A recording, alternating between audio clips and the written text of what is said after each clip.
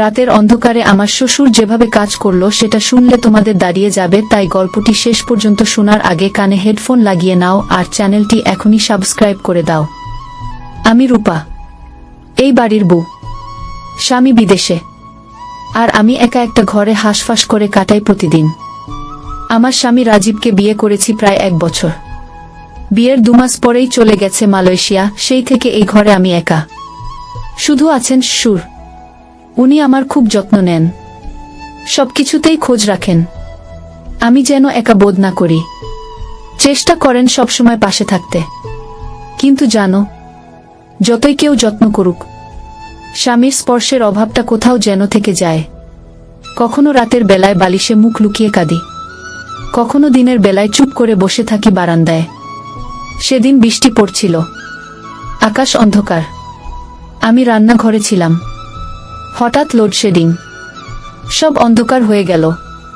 মোমবাতি খুঁজছিলাম, তখন পেছন থেকে শ্বশুর এসে বললেন, রূপা মা এত অন্ধকারে একা কেন? আমি একটু চমকে তাকালাম। তখন উনি আমার হাতে মোমবাতি ধরিয়ে দিতে গিয়ে আমাদের আঙুল দুটো একসাথে ছুঁয়ে গেল। একটা হালকা শিহরণ যেন সারা গায়ে ছড়িয়ে পড়ল। চোখ তুলে দেখি, উনি চুপ করে তাকিয়ে আছেন আমার দিকে। কিছু বলতে পারছিলাম না, হৃৎপিণ্ড ধকধক করছিল। হঠাৎ উনি বললেন, তুমি খুব সাহসী মেয়ে রূপা, তোমার মতো বউ পেয়ে রাজীব খুব ভাগ্যবান। সেই কথা শুনে আমার চোখে পানি চলে এলো। আমি যে কতটা অভিমান নিয়ে দিন কাটাই সেটা হয়তো উনি বুঝতে পারছিলেন। আমার চোখের পানি দেখে উনি আমার দিকে এগিয়ে এলেন, আস্তে করে আমার কাঁধে হাত রাখলেন। আমি মাথা নামিয়ে ওনার বুকে মুখ গুজে দিলাম।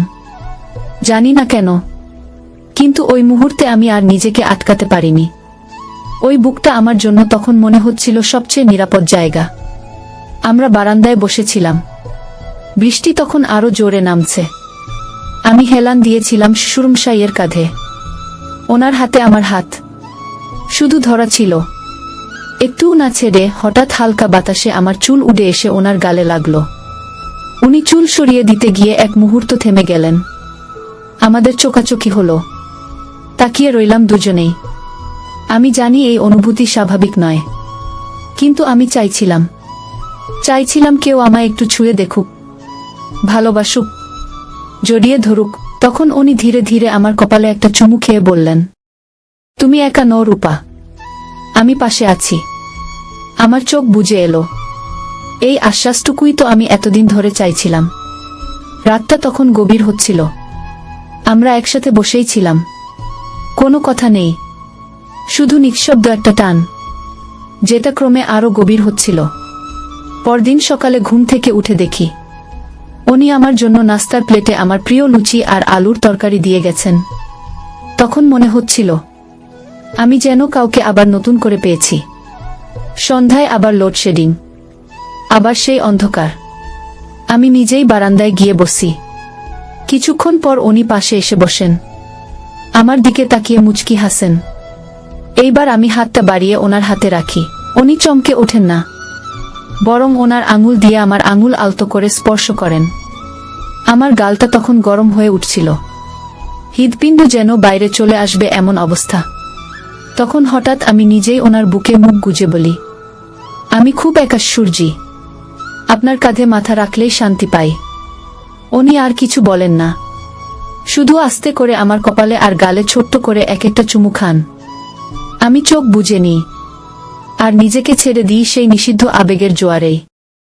সেদিন রাতে ওনার বুকে মুখ গুজে আমি যেন নতুন এক শান্তি পেয়েছিলাম, শুধু একটা অনুভূতি যা ব্যাখ্যা করা যায় না।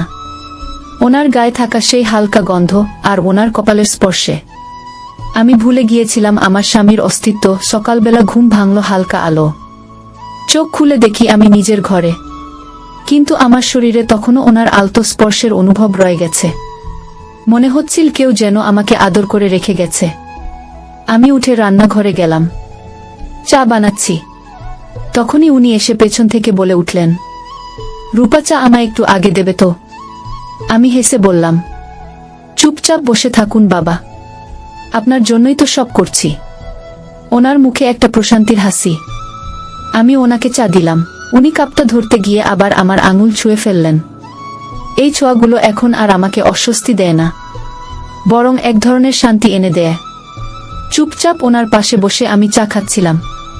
হঠাৎ উনি আমার মুখের দিকে তাকিয়ে বললেন, তুমি খুব সুন্দর রূপা, তোমার হাসি আমার মন ভালো করে দেয়। আমি কিছু বলিনি, শুধু চা খেতেই থাকলাম, কিন্তু ভিতরে ভিতরে সেই প্রশংসায় আমার মুখটা গরম হয়ে উঠল।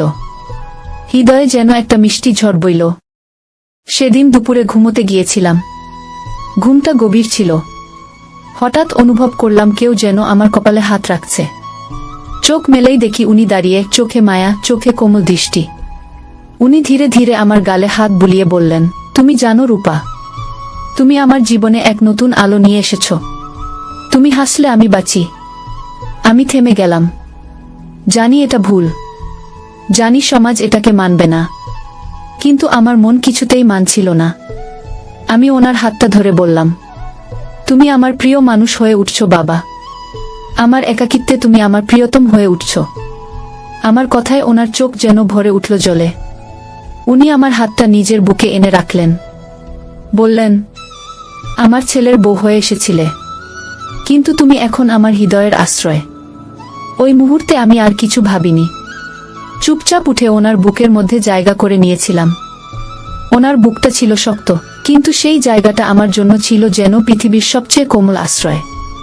আমরা কিছুক্ষণ একে অপরকে জড়িয়ে বসেছিলাম। ওনার ঠোঁট এসে ছুঁয়ে গেল আমার কপাল। আমার চুলে ওনার আঙুল ঘুরছিল, আর আমার চোখে মুখে ওনার স্পর্শ যেন ভালোবাসার কথা বলে যাচ্ছিল। সন্ধ্যায় আমরা একসাথে রান্নাঘরে। আমি ভাত দিচ্ছিলাম, উনি পেছন থেকে এসে আমার কোমরে হাত রাখলেন। আমি চমকে উঠিনি, বরং হেসে বললাম, আপনি না খুব দুষ্টু হয়ে যাচ্ছেন বাবা। উনি হেসে বললেন, তোমার এই হাসি আমি সারা জীবন দেখতে চাই রূপা। আমার মনে হচ্ছিল আমি কোনো সিনেমার নায়িকা, আর উনি সেই প্রাপ্তবয়স্ক প্রেমের নায়ক, যার চোখে শুধুই আমার জন্য অনুভূতি। রাত নামল, চাঁদ উঠল। আমি বারান্দায় দাঁড়িয়ে চাঁদ দেখছিলাম। পেছন থেকে এসে উনি আমার গলা জড়িয়ে ধরলেন। আমি চোখ বন্ধ করে ফেললাম। ওনার বুক আমার পিঠে, ওনার ঠোঁট আমার কানের কাছে, আর উনি আস্তে করে ফিসফিস করে বললেন, আমি ভালোবেসে ফেলেছি তোমায় রূপা, ভীষণ ভালোবেসেছি। আমার ঠোঁটে একটা কাঁপুনি এলো। আমি ঘুরে দাঁড়িয়ে ওনার ঠোঁটের উপর আমার ঠোঁট রেখে দিলাম। একটা নরম দীর্ঘ চুমু, যেটা আমাদের নিষিদ্ধ টানকে স্বীকৃতি দিল। শুধু নিঃশব্দে ওনার ঠোঁটে আমার ঠোঁট রাখা ছিল। চাঁদের আলো আমাদের দুজনকে ঘিরে রেখেছিল।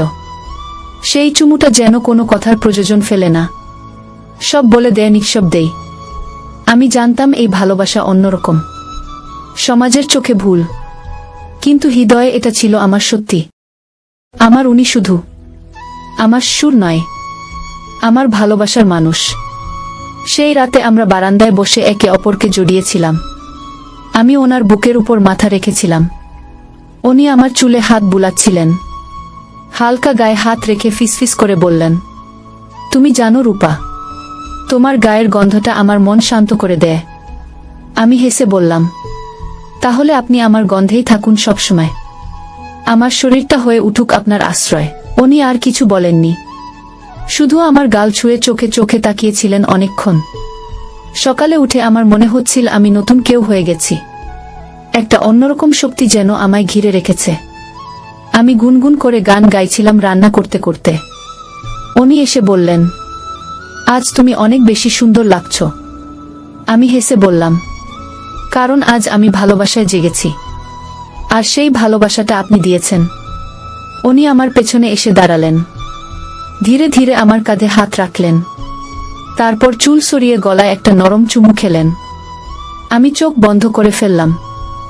শরীর কেঁপে উঠল, তবে একটুও বাধা দেইনি, কারণ আমি এটাকেই চেয়েছিলাম। উনি আমার হাত ধরে বললেন, আজ দুপুরে একটু আমার ঘরে এসো, আমি তোমার জন্য কিছু তৈরি করেছি। দুপুরে দরজা বন্ধ করে আমি গেলাম। ওনার ঘরে ঢুকেই দেখি বিছানার উপর একটা নরম রেশমি শাড়ি রাখা, পাশে একটা পারফিউম, আর একটা ছোট্ট চিরকুটে লেখা, তুমি যদি এটা পরে আসো, তাহলে আমি বুঝবো তুমি আমায় শুধু মনে নয়, শরীরেও চাইছো। আমি কিছুক্ষণ চুপ করে দাঁড়িয়েছিলাম। তারপর নিজেকে আর আটকে রাখতে পারলাম না। ওই শাড়িটা গায়ে জড়িয়ে ওনার সামনে এসে দাঁড়ালাম। ওনার চোখ বিস্ময়ে বড় হয়ে গেল। উনি ধীরে ধীরে এগিয়ে এলেন। আমার চিবুকে হাত রেখে বললেন, তুমি জানো তুমি কতটা অপরূপ লাগছো এখন।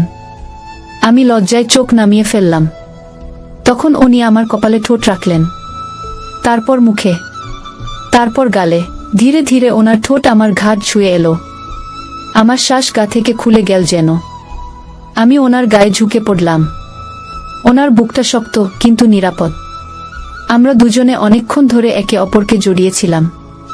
এই মুহূর্তগুলো যেন চিরদিনের জন্য ধরে রাখতে চাইছিলাম।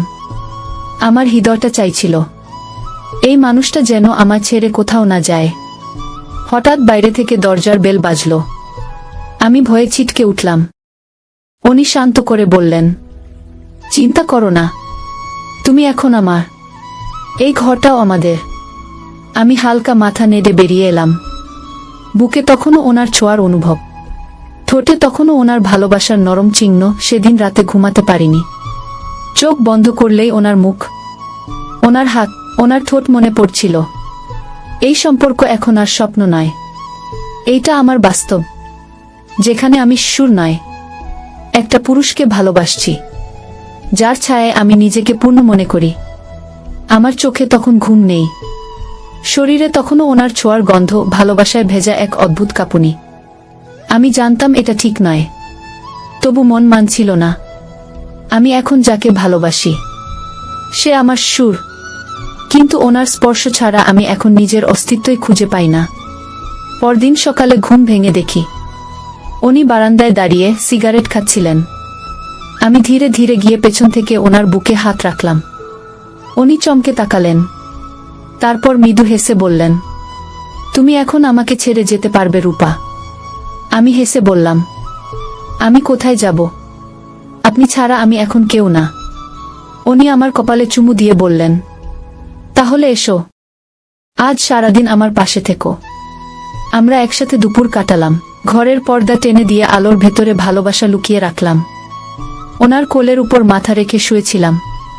উনি আমার চুলে আঙুল চালাচ্ছিলেন, আমার গাল ছুঁয়ে বলছিলেন, তুমি জানো রূপা, আমি কবে থেকে এমন কাউকে খুঁজছিলাম যে শুধু আমার হবে। তুমি সেই আলো। আমি চোখ বন্ধ করে শুধু ওনার শব্দগুলো শুনছিলাম, যেন প্রতিটা শব্দ আমাকে শক্ত করে আঁকড়ে ধরছিল। কিন্তু বিকেলের দিকে হঠাৎ এক ফোন আসলো। রাজীবের ফোন, আমার স্বামী। ও বলল, আমি টিকিট কেটে ফেলেছি, এই সপ্তাহেই ফিরে আসছি। আমি কিছুক্ষণ চুপ করে থাকলাম, শুধু বললাম, আচ্ছা।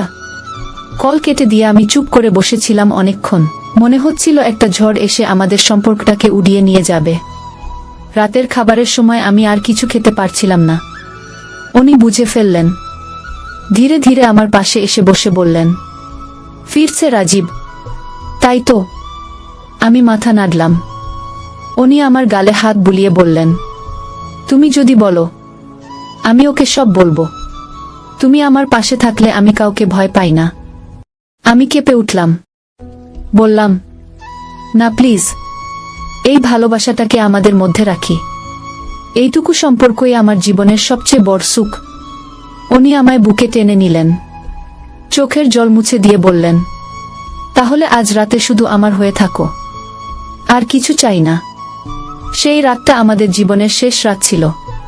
আমরা জড়িয়েছিলাম নিঃশব্দে, কোনো শব্দ ছিল না, শুধু ছিল চোখে চোখ রাখা, ঠোঁটে ঠোঁট ছোঁয়ানো।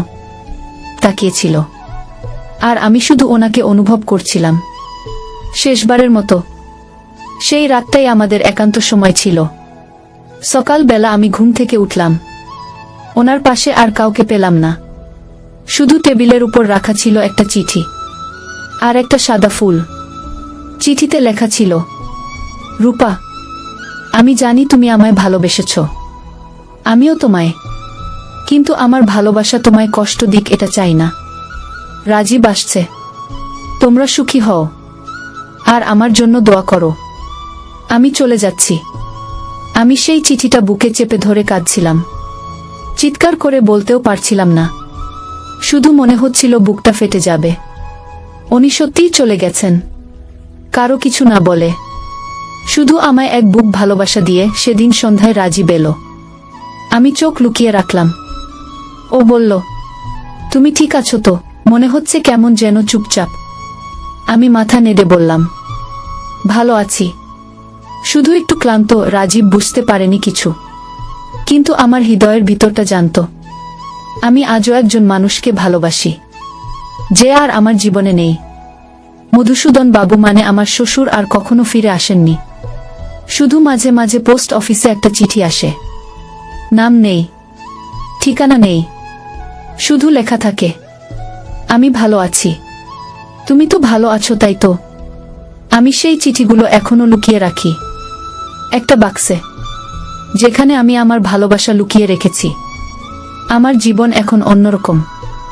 বাইরে আমি একজন বউ, মাঝে মাঝে মা হব নিশ্চয়, কিন্তু ভিতরে ভিতরে আমি এখনো মধুসূদনের সেই এক রাতের প্রেমিকা, যার ভালোবাসা ছিল সত্যি, যা আজও নিঃশব্দে বেঁচে আছে আমার হৃদয়ে।